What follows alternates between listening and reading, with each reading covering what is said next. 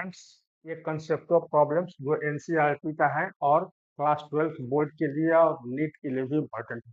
देखिए, कहता है कि a magnetic field that varies in magnitude and its direction constant from east to waste.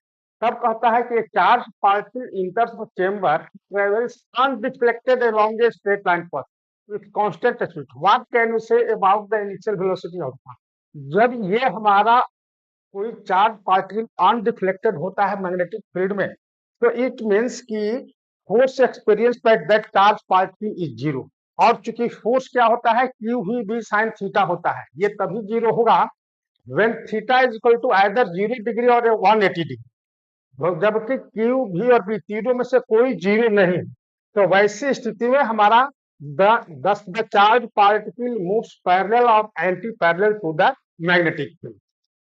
दूसरा क्वेश्चन है, ये कहता है charge particle enters an environment of a strong and non uniform magnetic field varying from point to point both in magnitude and direction. दोनों change कर रहा है, magnitude and direction दोनों चेंज कर रहा है। तब कहता है and comes out of it following a complicated trajectory would it's final speed equal the initial speed? Yes, ये हमारा चूंकि फोर्स क्या होता है कि एफ इज इक्वल टू जो होता है that will be Q V cross B. ये एफ भी पर ही परपेंडिकुलर होता है, भी पर ही परपेंडिकुलर होता है।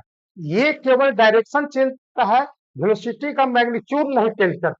ठीक है, thus force only change direction of motion not magnitude, इसलिए हमारा इसके स्पीड में कोई चेंजिंग नहीं होगी। तीसरा क्वेश्चन कहता है electron travelling west to east enters a chamber having a uniform electrostatic field in north to south direction. Specify the direction in which a uniform magnetic field should be set up to prevent the electron from deflecting its straight line। देखिए, ये north से east तक है, जब electron जा रहा है तो फील्ड के अपोजिट होएगा, या टुवर्ड ये नॉर्थ मूव करेगा। तो इसके लिए हमको कि इसका डिफ्लेक्शन नहीं हो इसके पथ में, हमको मैग्नेटिक फोर्स जो है should be along the south direction होनी चाहिए। और इसके लिए हमारा होगा according to Fleming left hand rule.